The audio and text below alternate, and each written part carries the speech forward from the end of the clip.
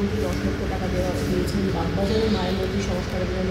সেটা আপনি এবার তৃণমূল কংগ্রেস হিন্দু ভোটের থেকে আপনারা হিন্দু বা মুসলমান কেন? আপনারা মানুষ দেখেন না, কাজটা দেখেন না। মুখ্যমন্ত্রী যেভাবে বড়মার মন্দিরে করেন বা তারকেশ্বরকে সমানভাবে ফুরফুরার সহিত সমানভাবে অন্যান্য যে ধর্মীয় স্থান সেখানেও করেন। আমরা এখানে হিন্দু না মুসলমান এই জিজ্ঞাসা কনজন, এটা আমরা মানি না।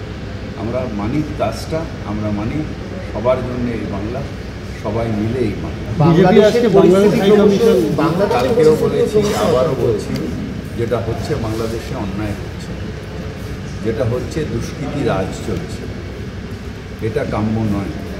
বাংলাদেশের স্বাধীনতা ভারতের অবদান, বাংলাদেশে যে মানুষ যে কথা বলছে সেটা ভারতের অবদান। যখন ওই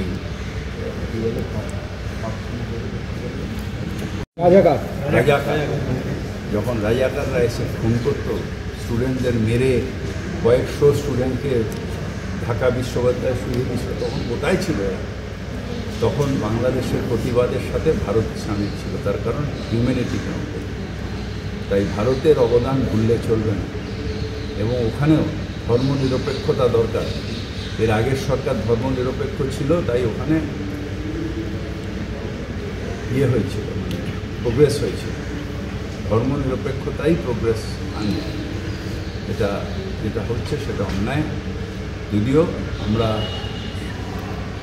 অন্য দেশের ব্যাপারে কথা বলিনি, এটা সেন্ট্রাল গভর্নমেন্ট বলে, এবং সেন্ট্রাল গভর্নমেন্ট নিশ্চিতভাবে আমি আশা করি যে স্টেপ নেবে, আমাদের বলা উচিত। কিন্তু পাশাপাশি দেশ আমাদের পক্ষে সবাই বলছেন উনি নেচে নেচে হিন্দু হওয়া যায় না।